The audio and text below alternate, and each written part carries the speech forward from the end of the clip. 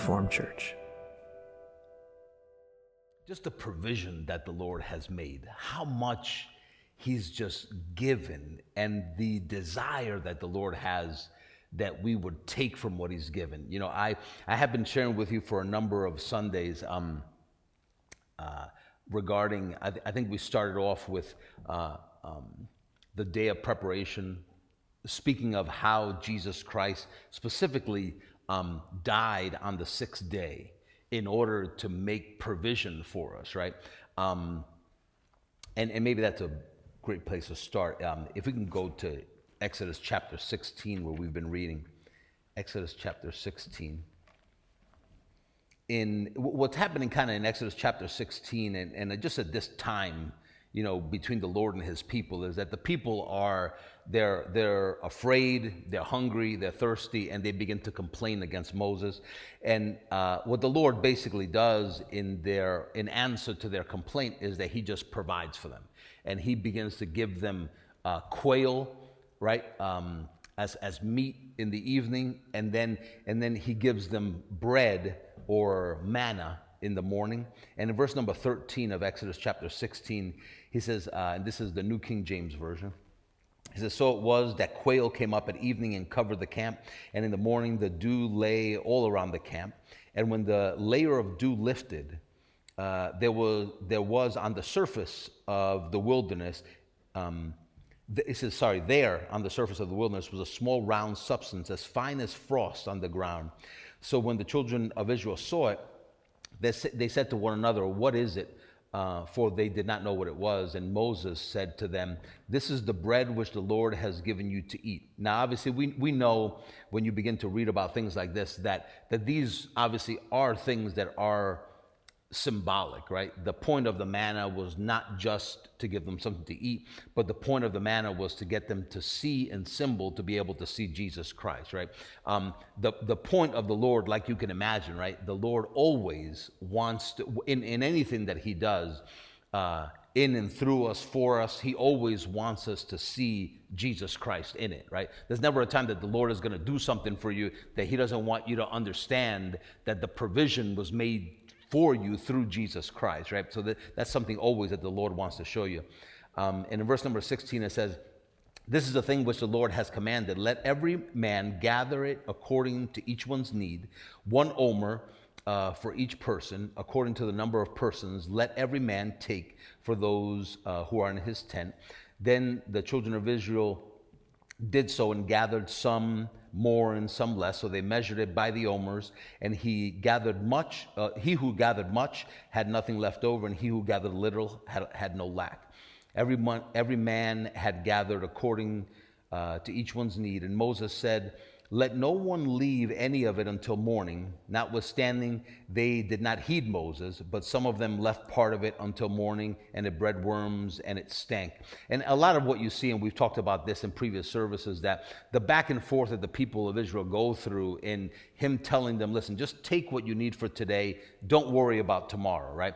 Take what you need for today. If you take too much and you try to save it over for tomorrow, it's just going to rot, right?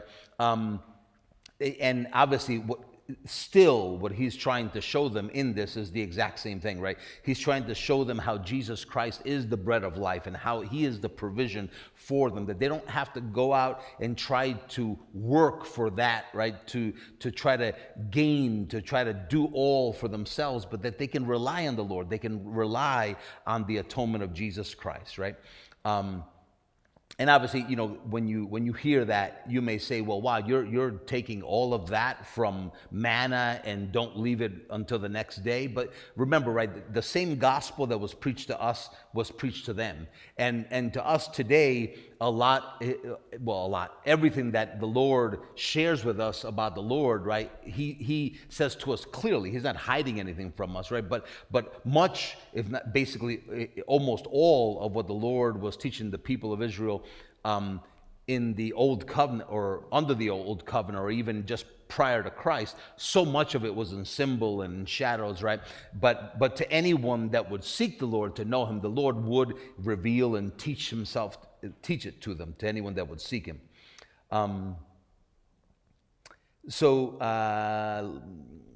Okay, so 21, verse number 21. So they gathered it every morning, every man according to his need, and when the sun became hot, it melted. And so it was on the sixth day, and this is a lot of what we talked about with Jesus Christ having died on the day of preparation, right? So it was on the sixth day that they gathered twice as much bread, 2 omers for each. And all the rulers of the congregation came and told Moses. Then he said to them, this is what the Lord has said. Tomorrow is a Sabbath rest, a holy Sabbath to the Lord. Bake what you will bake today and boil what you will boil and lay it up for yourselves, all that remains to keep until morning. So they laid it up in the morning as Moses commanded, and it did not stink, nor were there any worms in it. Then Moses said, eat that today, for today is the Sabbath, is a Sabbath to the Lord. Today you will not find it in the field. And I shared with you a bit how they still went out, even though he told them not to go out. You know, I've given you twice as much as you need today and tomorrow, the Sabbath. You know, you'll have it there, right? You'll have what you need. You'll have, and the key word that I want to try to see, you know, it keeps popping into my mind, right, is the provision. You will see the provision for what you need, right? You will see the provision for what you need if you just believe, right? You will see the provision for what you need if you just believe. Right? And that holds true for all of us, right? We will see the provision, the manifestation of what you need if we only believe in the Lord, right? That He has really, truly, truly given us rest, right? That He has really, truly given us rest. I'll share something with you because it's where I believe that we're going to go. There is no rest, right? There is no rest from our labor. There is no rest from our work. Without faith, right? You cannot, because the rest that we enter to is not, that we enter into, I should say, right, is not our own. It's His rest, right? So if we don't have faith in Jesus Christ, you can't enter into the rest of Jesus Christ, right? That's pretty simple, right? You can't enter into the rest of the labor of another without believing in that other, right? So in order for us to be able to enter into rest, which is really, when people talk about Sabbath, right? That's really what they're talking about. Sabbath is just rest. Now I will share something with you. I just did a cursory search this morning because I had not followed up with the church, quote unquote, to see where they are today with the Sabbath. You know, it's really an astounding thing. I just Googled just the most popular teachers of today, right, and what they believe about the Sabbath. And even in this real quick short that this very up-and-coming popular minister shared today, right?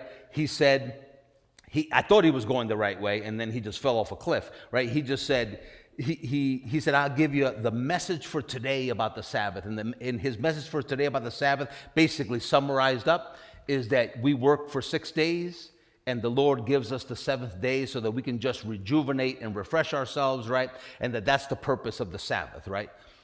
I mean, here's the thing. There has to be something in the mind of a believer that says there has to be more to it than that, right? Really? Are you kidding me? Like, you're saying that everything that Hebrews 3 and chapter 4 talks about, right? That all of the rest that there remains for the people of God, that all of this, that all that we're really talking about, all the Lord really wanted to do for us is that He just wanted to give us a day where we can repose ourselves and take a nap. Like, that's all that's about, is just to be able to refresh my physical body. That's all that the Sabbath really is, that everything that He's talking about here that He was trying to teach them, all of that was just because He just wanted them to take a nap. The Lord went through all of this stuff with the people of Israel, supplying for them the bread for the previous day, because all that He wanted for them was just for them to be able to lift up their feet and take a nap, right? Like that's, I don't know that anyone really buys that, right? Like, I mean, you can say it in words that seem spiritual, but does anyone really buy that that's actually what Sabbath means? That the rest that there remains for the people of God today, if you will enter into His rest, that the rest of God, meaning that God labored for 6 days. He says,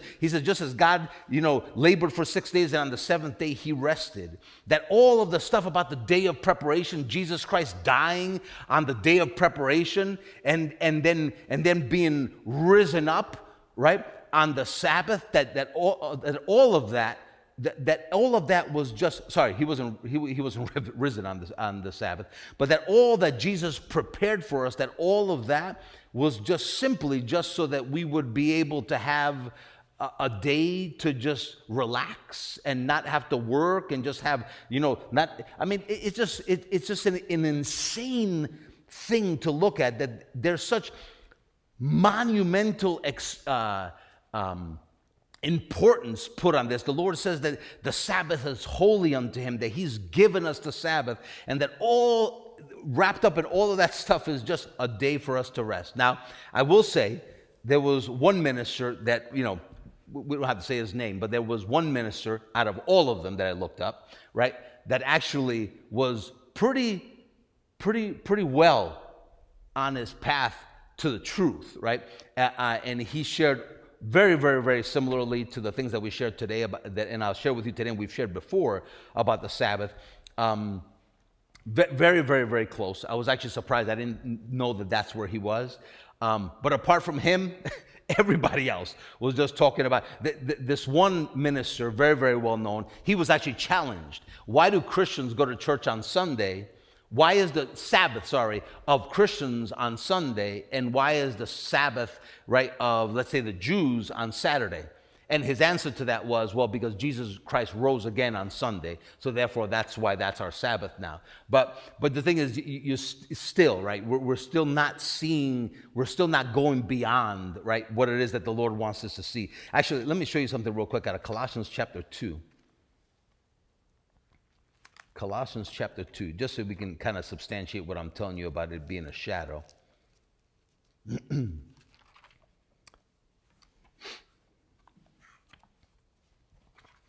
Colossians chapter 2, look at verse number 16. It said, let no one judge you in food or in drink or regarding a festival or a new moon or Sabbaths, right? Sabbaths. He says, which are all of these things that I just named, festivals, new moons, or Sabbaths, are a shadow of things that were to come, but the substance of those things, including the Sabbath, is of Christ. Right? So nowhere in there does it say that the Sabbath that the Jewish people were observing was not a shadow. Actually, he's making the point of saying it was just a shadow of things that were to come. Right? They are the substance of these things, the festivals, the new moon, the Sabbaths, right? All of that there were just shadows of Christ who was to come that would fulfill and show the reason for all these things, right? Let's go to let's go to just very, very quickly Galatians chapter 3. I just want to show you how all these, a lot of these verses that I think should be pretty familiar to you, how they tie in so nicely to this. In Galatians chapter 3, and verse number 1, it says, "O foolish Galatians, who has bewitched you that you should not obey the truth?" So that obviously is talking about believing, right? The obedience of faith. "Before whose eyes Jesus Christ was clearly portrayed among you as crucified. This only I want to learn from you. Did you receive the Spirit? Did you receive the Spirit?" And you'll see that he's really talking about there the supply of the Spirit. Did you receive the provision, right, that Jesus provided? Did you receive that by the works of the law or by the hearing of faith? Are you so foolish, having begun in the Spirit, are you now being made perfect by the flesh? Have you suffered so many things in vain, if indeed it was in vain? Look at verse number 5. "Therefore, he who supplies, he who has provisioned the Spirit to you, he who supplies the Spirit to you and works miracles, works of power among you, does he do it by the works of the law or by the hearing of faith?" So there is for sure, right, a supply of the Spirit that we have. This is not talking about anything that's going to happen in a day to come. This is literally talking about today, right? Today, there is most definitely, right, a supply of the Spirit of God that we have, that we enjoy, that we have today. And that supply of the Spirit is that provision, if we can say it like that, right? The provision of the Spirit of God that we have is for us, for our use today. The provision of the Spirit is for our use today. Just like that little clip that we were talking about from Jet and Stella, that he's there, right, he's there on his Shasta vacation, right? Or he's enjoying his justification, and he's just ordering kind of whatever he wants, and it's just being given to him freely, right? That's just a picture of how the Lord has supplied everything for us already, freely given to us, right? And that he doesn't want us to set aside the grace of God that we have, but to leverage and to use the supply of the Spirit that we've been given. And here's what happens, right? What you'll notice is a couple of things I'll mention to you real quick, that when you have rest, right, there is no work on your behalf, and it is you enjoying the supply of the Spirit. So there is no rest without the work of the Spirit of God. There's no rest for us without the activity of the Spirit of God. Rest does not mean the ceasing of all action, right?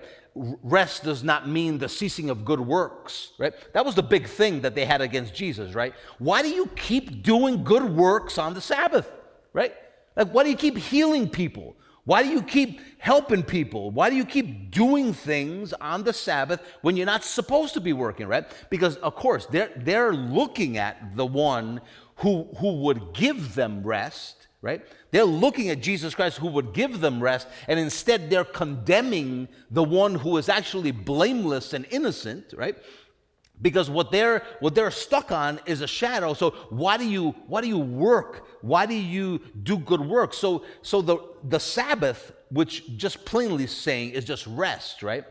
It should be a huge deal for us, right? And actually, in this church, we've taught it many, many times as the rest, because that's all Sabbath is rest. But we talk about the rest of our flesh and the activity of the Spirit of God. We've talked about that many, many times.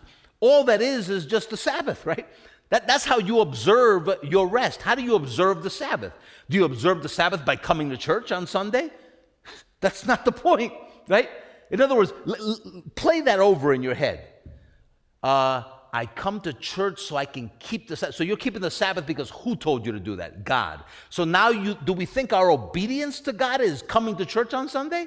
What happened to the obedience is faith? Like, did we forget that, right? So obviously, when you keep things in line, you understand, right? Lord, the shadow, the keeping of this day that they had, right? We live, and I think we came up with this word, or it's actually a real thing, I don't remember, but we live in a Sabbatism, right? In other words, we live in a perpetual rest. We have entered into his rest, right? When you were saved, you entered into his labor, right? That's literally what happened. You entered into his labor. So you received everything already fully supplied to you. The supply of the Spirit is in us already. Now we can receive from that supply. You can see the manifestation of that supply as you continue to believe by faith, right? You see the glory of God manifest as you believe, right? You see the rest of God when you believe. You see the rest of God when you believe. But so many people are still caught up in the shadow of things, right? They're still living in a place where they think that they're following observances, that what God is looking for was observances. I saw something yesterday. I honestly had just forgotten that people still do that. I saw people come out of a church, go in front of a statue, and they started praying to the statue. I'm thinking, do they not know that thing was carved by a human being? Like, do they not know that thing has no life? Like, do they think actually that there is another mediator apart from Jesus Christ? Is there another that has died for them? Is there any other provision that anyone has given anyone apart from just Jesus Christ and him crucified, right? But again, we get caught up in observances, just like the people of Israel did, right? They get caught up in observances and in festivals. We call them holidays, right? We get caught up in holidays, we get caught up in observances, but we should know and be reminded constantly in our heart, right, that there is one thing that the Lord has called us to do, and it is not burdensome, right, and it is not hard for us, but he said, just listen to me. That's why in Galatians 3, he said, who has bewitched you that you that started off with faith in Jesus Christ, right, with salvation, and were saved because of that faith in Jesus, all of a sudden today now, you're reverting back to stuff that you let go of already. You're reviving again practices and observances, right, that don't do anything for you, and that more importantly, right, that God is not calling you to observe, that God is not asking you or causing you to keep, right? In Hebrews chapter let's see. In Hebrews chapter 3, we won't read a ton of it, but in Hebrews chapter 3 and verse number 12, the Lord, he kind of admonishes us, right? And he says, beware, in verse number 12, lest there be in any of you an evil heart of unbelief in departing from the living God, right? So he's saying that if for us to be careful that we don't become like the people of Israel, who because of need, physical need or physical want or fear or for whatever reasons, right, that people have, that they turn their heart away from just leaning on the Lord and trusting in his provision, but instead turn away and they try to get provision some other way, right? Leaving the rest of God and not entering in just because of unbelief. He said, but exhort one another daily. That's a lot, right? Daily. Exhort one another daily. I don't even talk to you daily, right? But exhort one another daily. Hopefully we can encourage one another daily in what is he saying? Exhort one another daily while it is called today. So that eliminates the notion that I'm encouraging you or exhorting you, or that we should encourage and exhort one another for tomorrow. Right? The Lord says, exhort one another for today, lest you be hardened through the deceitfulness of sin, right? For we have become partakers of Christ. We have become partakers, in other words, people that come up and order and receive and take freely from what they've been, from the provision that Christ has given them. We need to become accustomed to doing that, to receiving from what has been provided. We are partakers of Christ, partakers of Christ if we hold again just faith, right? The beginning of our confidence, steadfast to the end. He says, today if you will hear his voice, do not harden your hearts as in the rebellion. It says, if we jump to, well, that's fine. Verse number 16 says, for who having heard rebelled? Who having heard what? He's gonna say it in a second, but I'll tell you right now, in verse number 2 of chapter 4, he'll say the gospel, literally. But here in chapter 3, he's saying, who having heard the gospel, rebelled against the gospel. In other words, listen, having heard the good news about Jesus Christ, rebelled against the good news. What is really the good news, right? The good news, we know it, right? That it's Jesus Christ, having been crucified for our sin, making provision for us to enter into all of his glory, right? In other words, he died that we would enter into all that is his. He died in order that he would make us children, heirs and joint heirs together with him, right? That's one thing that we need to encourage the church in, right?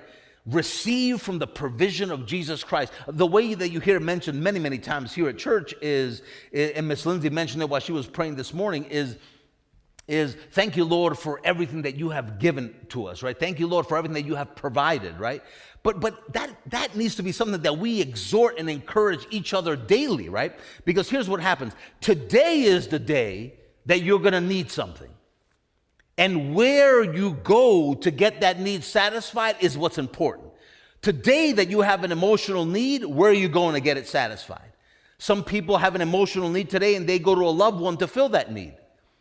Some people sometimes have an emotional need and they say, you know what, let's go out and let's go have a fun time. Now, there's nothing wrong with going out with having a fun time. The only thing is some people use that in order to be able to distract themselves from the insecurity and problems that they have in order to cheer themselves up. Some people just say, let's just sit around and let's eat. Some people say, I should just take a nap. Some people say, there's all these things. We have needs today, right? Don't worry about tomorrow's needs. Today, you have enough needs of just by itself, just today. Where do you go to get those needs full? The Lord wants them all satisfied. All satisfied. He wants you to be able, in reality, to receive from everything that you have, to fulfill every need that you have, so that no other person needs to be, right, the individual that satisfies the need, but that you could be completely sufficient and satisfied in and of yourself. In and of yourself, well able, not just having some of your need met, but all of it, and abounding. Why? For every good work. Why is that? Because there are lots of people that don't know what you know, that need what you have, and you can't give them, right, from an abundance that you don't possess. You have it in you, but if we're not abounding in and of ourselves, how can you give? Even in your mind, how can you speak out of the abundance of your heart if there's no abundance in your heart, right?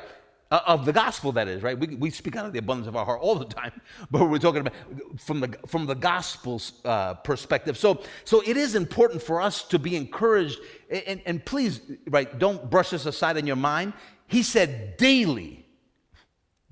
Don't get a thing in your mind that says, well, Lord, since, it's not a real big deal, right? Like if days go by and I'm not really thinking about you, Jesus, it's not a big deal, right? I can start thinking about you anytime. No, it's important because that's where, listen, the well that you go to satisfy your thirst often is the thing that will become your sustenance, right? The place where you go to drink water from will be the place where you will continue to, listen, if you drink water from a well, when things are okay, when things are bad, you're going to go back to that well and drink doubly from that well. See, when your sustenance is the manna that came from heaven, you're going to do everything that you can to get more of it, right? And even when you have double of it and you're assured in your hand you have the manna for tomorrow, you're going to go out to get manna anyway. You know why? Because it's not Jesus you're seeing, it's the manna that you're seeing as your sustenance. Whatever you use as your well that meets your need is where you're going to keep going back to it. And whatever it is that gives you your fix of happiness, you're going to keep going back to get that fix every time you need a little happiness, right? Every time you need a little joy, every time you need a little peace, right? Listen, some people say, you know what? Oh, I just got to take my time in the morning to just, get my cup of coffee and just spend time with Jesus, right? And that's, if I don't have that, I can't have peace in my day. But that it's great that you spend time with the Lord, but you still have a problem, right? Because you're thinking that you have to sit on your rocking chair, on your front deck, with your cup of coffee, talking to Jesus for you to have peace. The truth of the matter is that your rest is in you, right? Your rest is not a thing. Your rest is a person that you have on the inside of you, and wherever you go, you have him. You can drink from that well all day long. He wants you satisfied. He wants you full. He wants you abounding, right? And you have that always, wherever you are and wherever you go. Private time with the Lord is an awesome thing. But that should just be that, you know what? I can have less distractions in my mind, less noise around me, less people asking me for stuff, so I lock myself up so nobody can bother me, and it's just me and you, Jesus. Nothing wrong with that, right? But even that time, right, doesn't have to become a thing. And believe me, you're hearing somebody right now that made it a thing. Like I was like, this is the amount of time I spend. I got to pray for these people on the list, right? First. No, not second. Nope, not second. I'm going to pray for the people on my list by name, same amount of people, unless the Lord adds another one to my list. I'm going to pray for them first. And then I'm going to watch a half-hour Christian show, right? And I'm going to take good notes. And then after that, I'm going to read my Bible for this amount of time. It doesn't matter. I'm not going to read a little. I don't want to read a verse and stop. I'm going to read a lot so I feel like I've done something, right? Even though I wasn't understanding what I was reading most of the time, but I'm going to do it. And then after that, I feel good. Because look what I did. I prayed for people, I watched my Christian show, and I read my Bible. Good for me, right? I didn't tell you to do that. I'm not saying I did it for a week. Years I did that. Years. I have notebooks filled with people's names and me praying for them, right? And is there anything wrong with you praying for someone? Is there anything wrong with reading your Bible? Is there anything wrong with watching good Christian teaching? Of course there isn't, right? It's just that he is the bread of life, right? He is the bread of life. Not our observances. He is the bread of life. So when you spend devotional time, go to him. When you're reading your Bible, listen to him. When you're hearing a sermon, listen to him, right? When you're praying for someone, right? Listen to the Lord. Listen to the Spirit of God. It is. He says we don't know how we should pray like we should, right? But the Spirit knows how you should pray, right? Let it be a spirit prayer, right? It's not like, well, let's see, I can use the Spirit of God like even for work to help me there. I can use the Spirit of God if I'm going to heal the sick. But as far as praying, I'm good. Yeah, I don't need your help. I could just pray myself, right? That's because people think that all prayer is just you asking God for a bunch of stuff, right? But actually, we need the Lord for everything. In other words, He is our well that we come to for all things, right? Right? To be able to pray, right? Pray by the Spirit of God. Listen, there needs to be rest in your prayer, rest in your waking, rest in your sleeping, rest. In other words, Sabbath is not a day that comes tomorrow. Sabbath is today. As long as it's today, it's the Sabbath.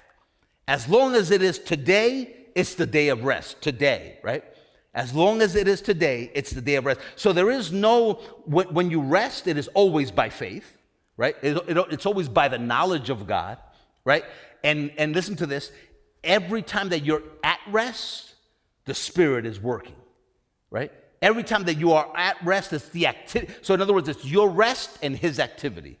Your rest and the activity of the Spirit of God. Your rest and the activity of the Spirit of God. Where were we in chapter 3? Right around verse 18 or 17, something like that, 16? For who having heard rebelled, indeed was it not all that came out of Egypt led by Moses?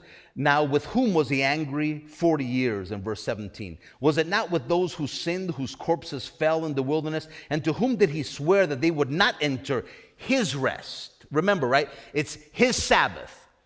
It's his Sabbath that we're entering into. It's his rest, right? It's not that. I hope that we get there, but there is a verse in I believe, if I'm not mistaken, it's in the book of Mark. But he says the Sabbath. Jesus tells him the Sabbath is man is not for the Sabbath. The Sabbath is for man, right? But in other words, what he's saying is when you live for the Sabbath, in other words, like you're serving the Sabbath, you're obeying the Sabbath, the Sabbath isn't for you, you're for the Sabbath, right? But when he says the Sabbath is for man, what he's saying is, I have provided, giving you the Sabbath. The Sabbath is something that you take. Rest is something that you take. It's not something you earn, it's something you take. When you take from the supply of the Spirit, you're at rest. When you don't take for the supply of the Spirit, you're at work. Remember when we've mentioned it many, many times, to be carnally minded is death, to be spiritually minded is life and peace, right? So when it's all about what you do, there is no life, no activity of the Spirit, right? When you're being spiritually minded, there's the life of the Spirit of God. So then there means what? There's your rest, right? When there's no life of the Spirit, there is no rest. Because here's what it is. Our rest requires someone else's labor. God doesn't just say, just sit down, in other words, the way people think. Just sit down and do nothing. That's the day that nothing happens. It's actually the opposite of that. The Sabbath is the time where everything happens, right? By the Spirit of God. It just doesn't happen by you. I'll give you another real quick, easy verse, right? It's no longer I that live, rest, but Christ that lives in me, life, activity, right? Without the Spirit of God living, right, you live, right? In other words, he said, I'm crucified with Christ. It's no longer I that live. The reason why you can be crucified with Christ and have death, rest, is because he lives. If he didn't live, you couldn't rest. There would be no rest, right? If Jesus Christ did not provide the supply of the Spirit, we could not enter into his rest. In other words, there would be no entering into his rest. When he said, listen, this will help you. When he said, I have given you rest, it's the same thing as saying, I've given you the activity of my Spirit.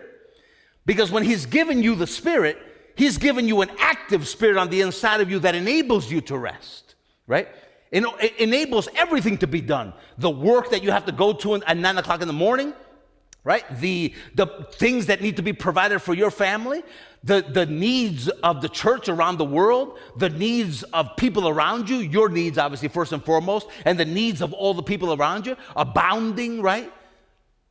All of that happens because the Spirit of God has been supplied to you, right? It's such a cool thing to understand that where there is rest, when we have entered into his rest, there is activity of the Spirit of God.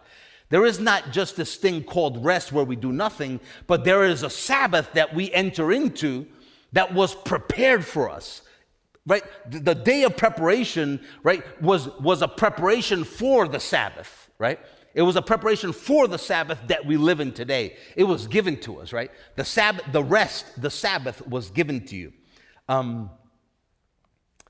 So in verse 18 again, I guess, yeah. It says, and to whom did he swear that they would not enter his rest, but to those that did not obey? Why? Because the obedience of faith is required for you to enter into his rest. Why is that? Because the rest is his Spirit. How do you receive the supply of the Spirit? He told them in Galatians chapter 3, right? By believing, right? That's how you entered in, by the hearing of faith. In other words, you heard the gospel and you mixed it with faith in Jesus. The reason why sometimes things don't work for people, right, is because they hear the gospel, but they mix it with believing something or in someone else that's not directly tied to Jesus Christ. In other words, there are people that have faith that tomorrow is going to be a good day, but Jesus is not in their mind. That's not faith. That may be worldly faith, but it's not biblical faith, right? Biblical faith is the knowledge of Jesus Christ. The knowledge of Jesus Christ. Let me bring you a little further. Look at Hebrews chapter 4 and stay with me until the end here, right? I really, truly believe this will bless you, right? And this is something that you need daily. Every single day of your life, you need it, right? If you hear it like that, you're going to need it every single day. I know I need it every day of my life. We did read 19, or didn't we? Look at verse number 19. So we see that they could not enter into what? The rest. Why couldn't they enter in? Because of unbelief.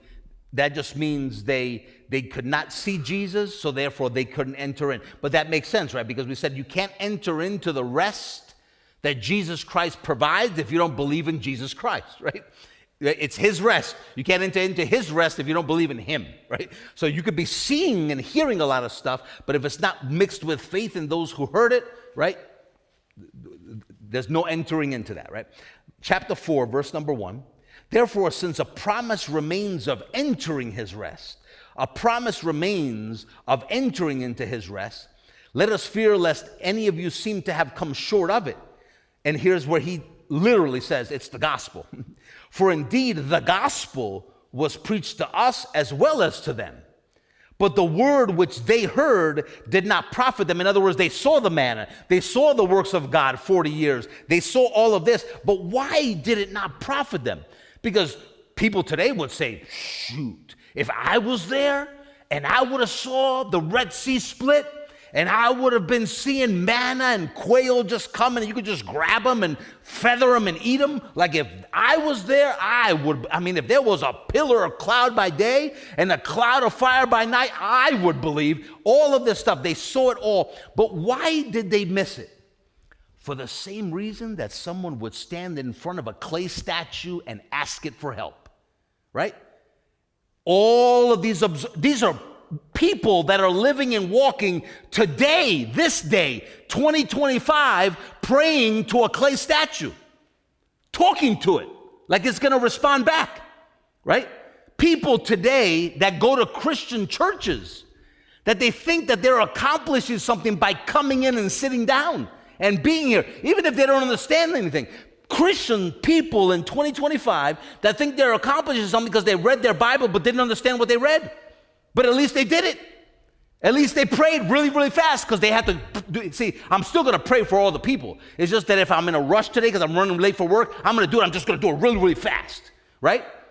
But we do this stuff. People do it. They're doing it day in and day out, doing it. People that we rub elbows with at church, people that across the world, right? People are doing this stuff, right? Why? He says, listen, he says, why is it that it doesn't profit them? Because then people say, see, oh yeah, you're an atheist? Oh yeah, I don't believe in God. Why? I was a Christian for years, didn't work. Right? Why is it that people can hear the gospel preached, even if it's just on December 25th that people come to church and they hear the gospel preached, right? Jesus came to earth, as a babe wrapped in swaddling clothes, laying in a manger, and then he grew up and he died on a cross for our sins, right? Why is it that doesn't profit them? Because it's not mixed with faith in Jesus Christ, right? In those who heard it. You could see works for 40 years. You can see miracles, works of power, people raised from the dead, people healed of sickness. They saw so many things. I mean, everything, a lot of what we read in Scripture was done prior to Christ, right? They saw all of that stuff happen, yet the majority of them did not believe. Why? Because it wasn't mixed with faith in them that heard it. In other words, you can hear about the Sabbath. We live in a year today where we have entire nations of people observing a day called Sabbath, including even Christian people. The observance of the Sabbath. I mean, listen, you think I'm lying? Just Google it when you leave here today. What is the observance of the Sabbath? Or just Google this. How do I as a Christian, you probably shouldn't do this, but how should I as a Christian observe the Sabbath? And you're going to hear all that stuff today. All of it. All of it. It's just all for us to rest, because basically what people just wrap it up to be is, if you don't rest once a week, you go crazy. That's what it is. That's what the Sabbath is. You rest once a week or you're going to go nuts, right? But obviously that's not it, right? That's not the rest that he's talking about here. That's not what he's saying at all. Verse number 3 says, "For we who have believed do enter that rest. As he has said, I swear in my wrath that they shall not enter my rest, although the works were finished from the foundation of the world." So we know that the rest comes from a work that's finished. So now it starts making a ton of sense, right? A finished work. Oh, I know about that, about the finished work of Jesus Christ. So from the finished work of Jesus Christ comes rest, right? From the finished work of Jesus Christ comes rest. He says, "For he has spoken in a certain place of the seventh day in this way, and God rested on the seventh day from all his work." That's why it's his rest, because it's his work. Listen, the rest that we have is because of his work. That's how it's so easy to link it to the cross, right? Because everything that we have today is because of his finished work. That actually is why he said, "It is finished, now you can enter into my rest." It's finished, so you can enter into my rest, right? He says, "And again in this place they shall not enter my rest." Let me, before we run out of time, because we may run out quickly. Okay.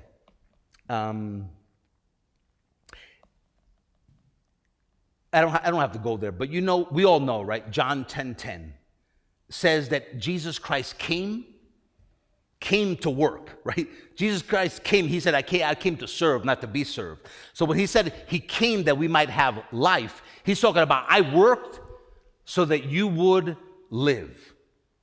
So the question is, if I was already living, why do I need you to give me life?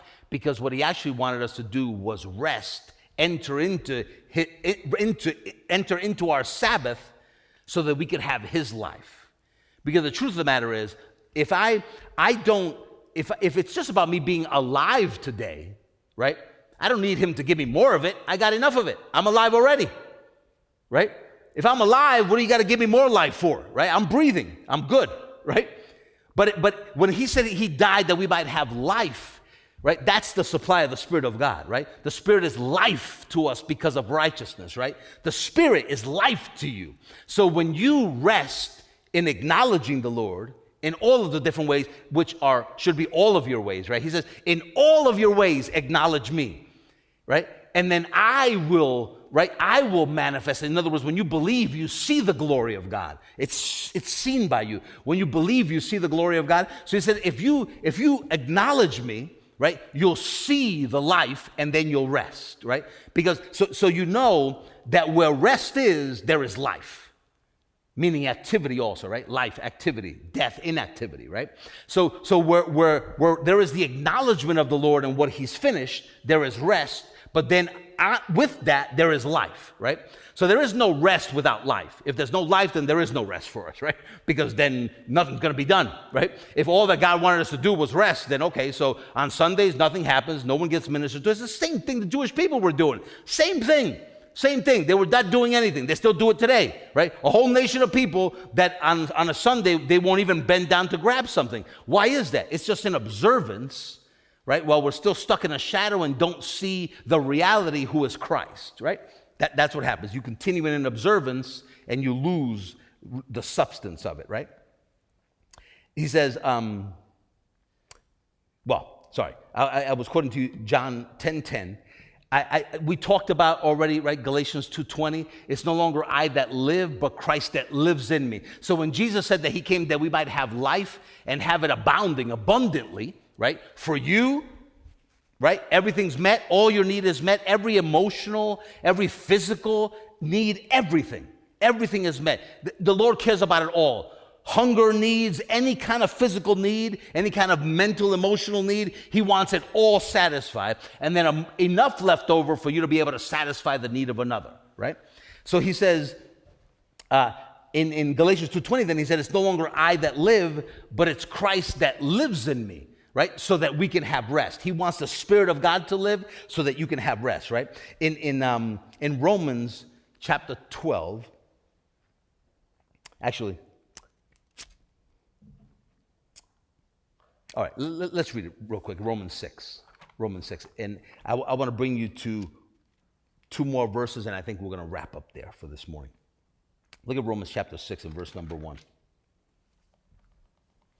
Not 1. Let me summarize it for you. It's talking about in Romans chapter 6 about how we have died and we were baptized with Christ into his death, right? And then in verse number 4, of Romans 6, it says, therefore we were buried with him through baptism into death. So in other words, we received the Spirit of God, right? And then we received our death, right? Baptism of the Spirit, right?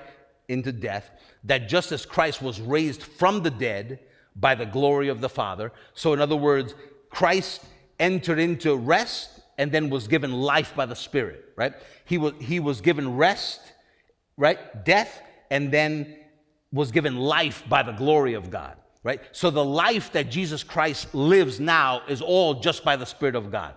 It's not him doing his own will. It's not him doing anything that has anything to do with just a personal choice of Jesus Christ, right? It's that all of his choices are wrapped up in God, and it's all by the Spirit of God that he lives. So he says, just as Christ was raised up from the dead by the glory of the Father, even so we should walk in that life, in that newness of life. In other words, in the life of the Spirit. He's saying today, encourage one another as the day is called today, this one, right? So that none of us seem to come short of walking in his life, in his activity, right? Walking in his life and in his activity. So that way there is no stress, right? So that way there is no feeling of impotence, of inability, right? Of wanting to help but not being able to help, wanting to do and not being able to do, wanting to press forward but feel like something's holding you back, right? None of that stuff, right? It's all by the Spirit of God. And he's well able. In other words, when the people of Israel, when he said, we're well able to go into the land, we're well able to go into our rest, they said, no, we can't because of the way things look. Joshua and Caleb said, yes, we can. We believe the Lord has shown us in our heart and in our mind. We both know, we're convinced, we are assured we can take it fully. Why? Because they knew it was the Lord that had given them the land, right? When you look at your own ability and you don't look at the provision of the Spirit, right? You feel impotent. You only feel as far as you can go, right? And then when you hit your limit, that's it. You're done, right? But that's not how he's asking us to live, right? He's asking us to live by the Spirit of God so that you can know I am well able, right?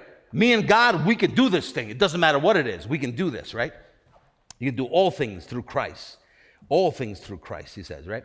All things through Christ. So, so the two verses that I promised you, let's go to Matthew chapter 12, and then we're going to go to Hosea 6, and we're going to end there. Matthew 12 and Hosea 6. Matthew chapter 12. We've been reading this, but I have a feeling that this is going to be the last time that we're going to talk about Matthew 12, at least for a little bit. So I'm going to read it one last time for you. Verse number 1.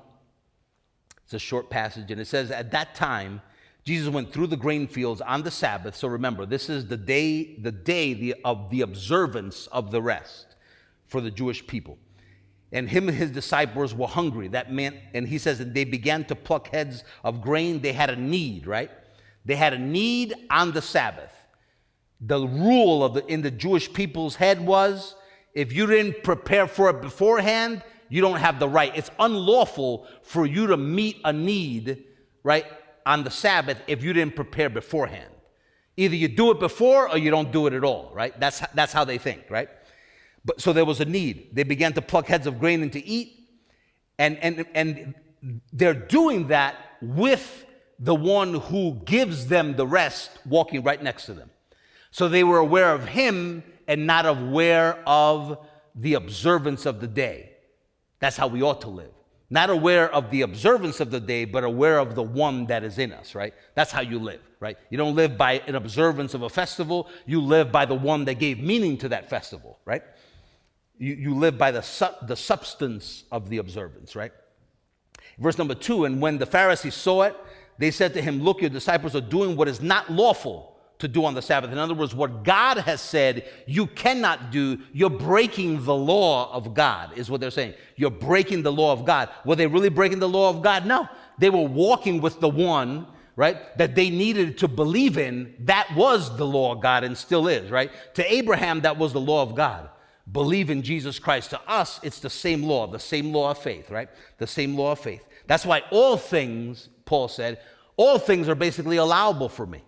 Not all things are profitable, but because I do something, I'm not breaking a law, right? I'm not breaking a law because I do something, right? I'm breaking a law of faith when I don't believe in the Lord, right? Right? So that's where the Lord wants us to live obedient, right? By the obedience of faith. Believe the Lord, and you will see. Verse number 3, it says, but he said to them, have you not read what David did when he was hungry? What David did when he had a need? Do you not read what David did when he had a need? He went to those who were with him, how he entered into the house of God, into the temple, and he ate the showbread, which was not lawful for him to eat. He ate, right, what according to the law was not lawful for him to eat. In other words, his need was met. His need was met because his faith was in Jesus and not in the observance of an Old Testament law, right?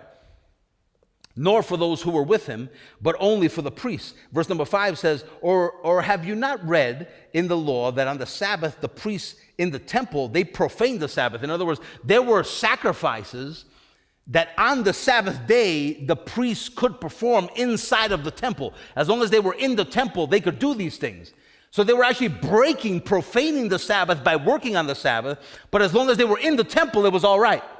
It was then not lawful, right, for them to work as long as they were in the temple. And almost, can we say it like this? As long as they were with the temple.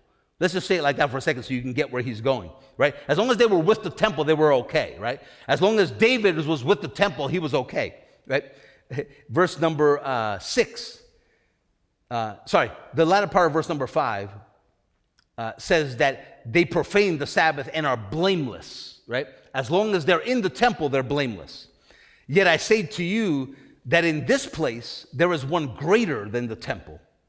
He said, but if you had known what this means, I desire mercy and not sacrifice, you would have not condemned the guiltless. For the Son of Man, he says, is Lord even of the Sabbath. And this is something maybe sometime I'll get the opportunity just to talk about this with you a bit more.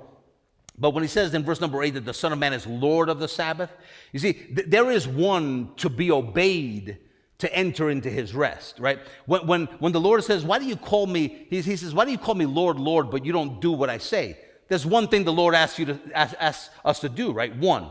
So as long as you do that one thing, he's your Lord, right? Back, a number of years, it was a very popular saying to say, Jesus is Lord, right? Hopefully we know what that means, right? Jesus is Lord, you're saying, I know what my obedience to my Lord is. Faith, right? And I will live this life in this flesh by faith in the Son of God who loved me and gave himself for me, Lord.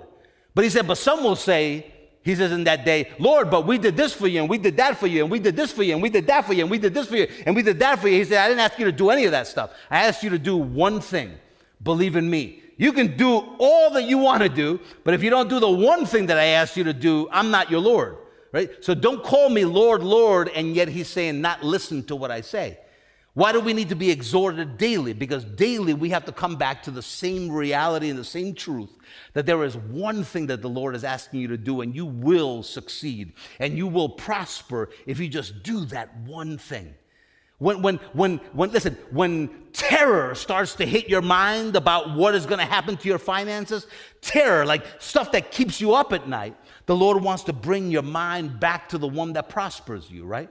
When you're seeing shortage or illness or hurt in the lives of family members, right? The Lord wants you to remember, right? This is what I've done for you. Help them to see the same thing so that they can receive from me also, right? I mean, it's great for us to keep learning and growing ourselves, but if we see someone with a need that can be satisfied from the same well, tell them where you get your water from, right? Don't hide the well. It's a public well. Tell them where you get your water. Where do you drink at night, right? Where do you drink when you rise up in the morning? Where do you drink when worry comes into your mind? Where is it that you drink? Where are your needs satisfied? Tell them the same thing, right? I mean, it's not because, well, they have cancer and you had cancer too and you survived. That's not the point. That's not going to help them. That's a bad poisoned well, right? To tell someone that they're going to survive because you did is a bad poisoned well, right? That's not how we help people, right? Tell them where you drink from. It's not that cancer doesn't go into remission even for people that don't acknowledge Jesus. It's that the Lord has a way to heal cancer that it doesn't go into remission and then come back again, right? He heals it. He's taken it away, right? He's taken it away. He's taken it away. The help that they need is the well that you drink from, as long as the well that you're drinking from is the right well, right? It should be Jesus Christ and Him crucified, so you can be satisfied, right? Not to ever have to go back to a physical well, but just always delve into the well that you got right on the inside of you, and it'll spring up. I'm telling you, it'll spring up. It's there for you, and the reason for it is to spring up. Take a little time today, if you can, and listen to Miss Lindsay's song, Bursting Forth, right? And just meditate on the things, right? Meditate on the words and let the Lord kind of, right? Let Him inspire you by His word and get you to be inspired to dig in and to listen to Him, right? Right? It's good stuff. Right, good stuff. He said, the Son of Man is Lord even of the Sabbath. So the thing that I want to bring you to, and I am going to close in Hosea 6. He said, I desire mercy and not sacrifice. He says to the Pharisees, if you knew what this meant, you would have not condemned my disciples that are walking with me. If you knew what that means, that's a quote from Hosea 6:6. I desire mercy and not sacrifice. He said, you would have not condemned the guiltless, the blameless, right? The guiltless or the blameless. In Hosea, it's just a little bit behind the New Testament, right? Hosea chapter 6. Verse number 1, he says, come, let us return to the Lord, for He has torn, but He will heal us. He has stricken, but He will bind us up, right? So that's all talking about what I believe that's really saying is the way the people of Israel, right, were, the Lord left the people of Israel, right, because of their disobedience, their breaking of the covenant, right? But what the Lord wanted to do was make a covenant with them that was unbreakable. Like He made with us, right? He made with us an unbreakable covenant that once you enter into that covenant with Him, nothing breaks that covenant, right? That's why the Lord says, who will take you out of my hand, right? No one takes you out of my hand. He said, after 2 days, He will revive us. On the third, He will raise us up, right? We were raised up to life. We received the life of God, right, by the Spirit of God, right, after the provision of Jesus Christ, right? That could also possibly... well, it makes also reference also even to the last day, because we're raised up by the same life, by the same power. But He says that we may live. On the third day, He will raise us up, right? So He was raised up by the glory of the Father, we read in Romans chapter 6, so that we can walk in that newness of life. That's the same thing He's saying here. He said, after two days, He will revive us. On the third day, He will raise us up, that we may live in His sight. Live. It's no longer I that live, but Christ that lives in me. In the sight of God, we're living by the life of God, right? That's how you live. Then verse number 3, look what it says. Let us know. Let us pursue the knowledge of the Lord. Let us pursue the knowledge of the Lord. Watch what He says. His going forth is established as the morning. He will come to us like rain, right? Isaiah 55 talks about how he came like the rain, came from heaven to earth like rain. like the latter and the former rain to earth. Verse number 4 says, O Ephraim, he says, what shall I do to you? O Judah, what shall I do to you? For your faithfulness, right? Watch what he says about their faith. For your faithfulness is like the morning cloud and like the early dew. He says, it just goes away. Right? In other words, they wouldn't continue with the Lord, right? It says they're faithful. They would start and then they would end, right? Verse number 5, therefore I have hewn them by the prophets. I have slain them by the word of my mouth, and your judgments are like light that goes forth. Verse number 6 is where it was actually quoted from. Watch what he says. For I desire mercy and not sacrifice. And look how he likens it to, and the knowledge of God more than burnt offerings, right? So I desire mercy is the same as knowledge of God. Not sacrifice, he says, is equivalent then to burnt offerings. So what the Lord is saying there, Jesus was saying, if you knew what this meant, I desire the knowledge of God instead of your sacrifice. In other words, I desire you to know me instead of following a bunch of observances, right? I'm not looking for your sacrifice. I'm not looking for your action, right? That's why we're actually called a living sacrifice, right? We have life by the Spirit, right? And deadness or inactivity of our flesh, right? A living sacrifice. We're alive by the Spirit and dead in the flesh, right? We can live that way. We can walk in that newness. When you experience fear, when you experience, I'll tell you a little quick story, which to me it's very, very cool. But we were just pulling a trailer yesterday, headed in to like the Pine Bush area yesterday, right? And we're carrying a lot of stuff, like oak desks, a lot of stuff strapped down. But my trailer has no sides to it, right? So if it's not strapped down right, it'll just fall off.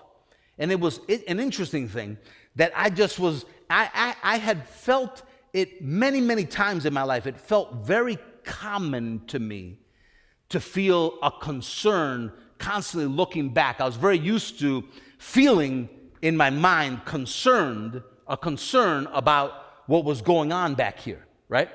And it occurred to me all of a sudden. I said, Lord, hold on. I don't need concern.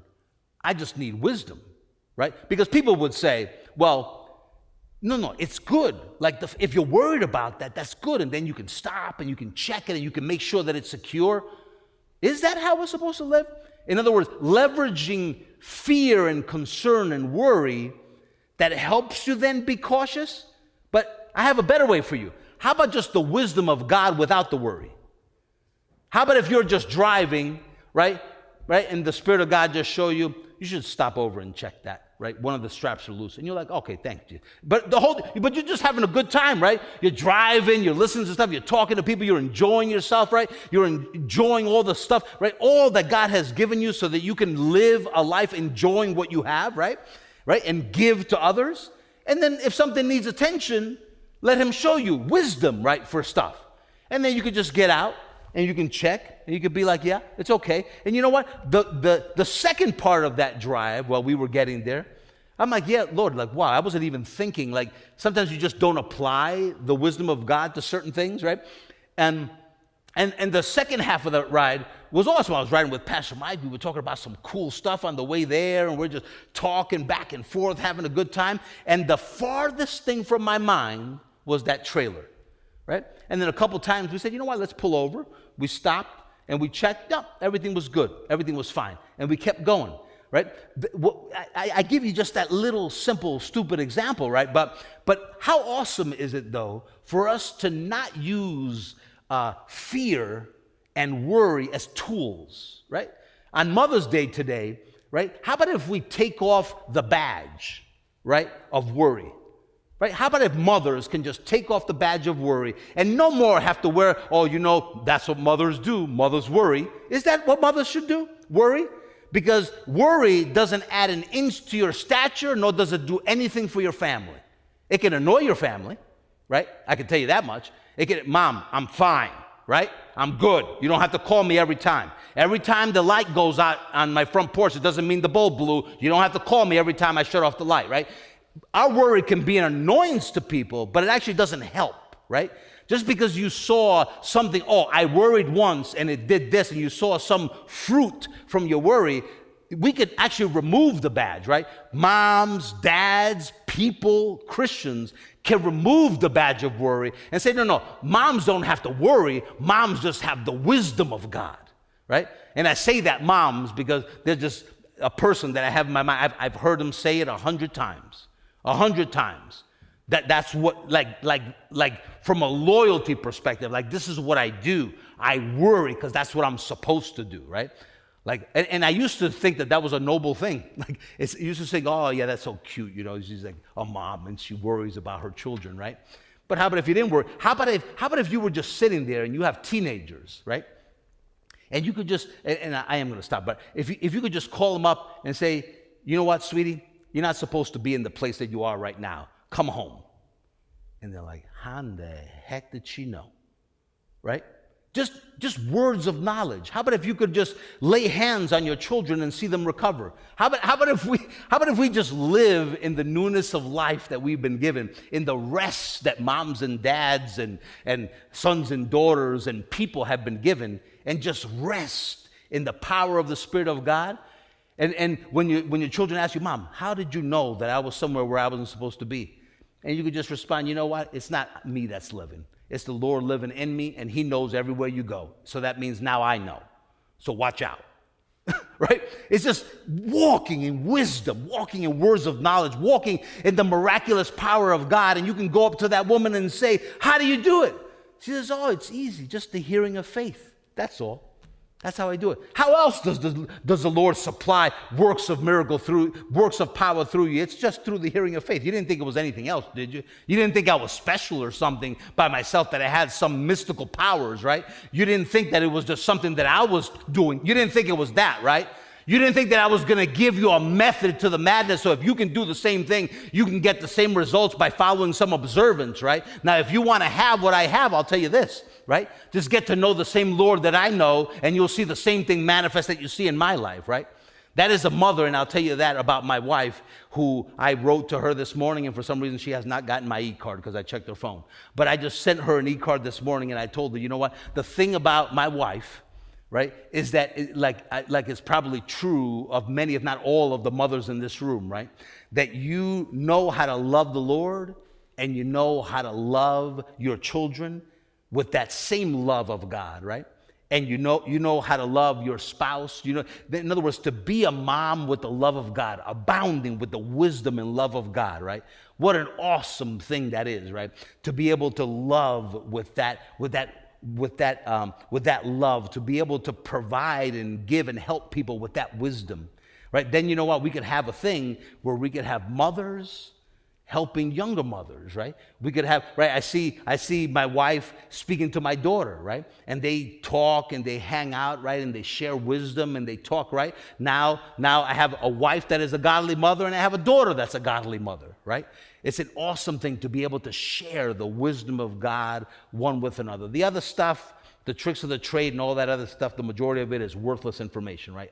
Honestly, majority of it is just worthless information. But when you can share the wisdom of God and teach a younger mother to be wise in the Lord, right?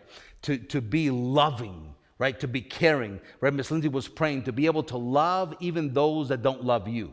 Now, that doesn't mean let them walk all over you. You can love people and not be with them, right? You can love them and say, you know what, I love you, but I'm not going to let you bring me down. I love you, but I'm not going to let you abuse me. That's fine, right?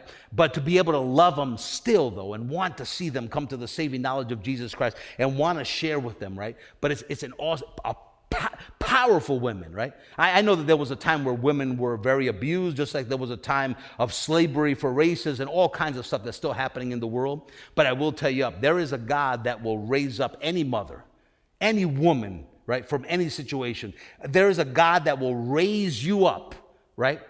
and show you that you are the head and not the tail. Show you that you are not wise in your own understanding, but you're wise in the Lord, right? That you could speak things that are beyond your education just because you have the wisdom of God on the inside of you. The Lord knows. See, it doesn't have to be a movement of women working together to demand, right, that they would be respected. But it's a God that will raise women up and make them be respected, that will raise men up and make them be respected, that will raise up any race, any person of any color or creed, right, will raise them up and they will be respected. He can take a Hebrew and make him second in command in Egypt, right? It doesn't matter to him, right? Nationality is not the thing, right? The Lord can raise you up and he will. We hope you enjoyed this message from Reformed Church. If you have, please share this with someone else and help us get this uncommon truth out to the world. If you'd like to support this good news, you can do so at reformedchurch.com/give. Also on our website, you can take advantage of our free messages, articles, and even full discipleship courses. Start reforming your mind now at reformedchurch.com.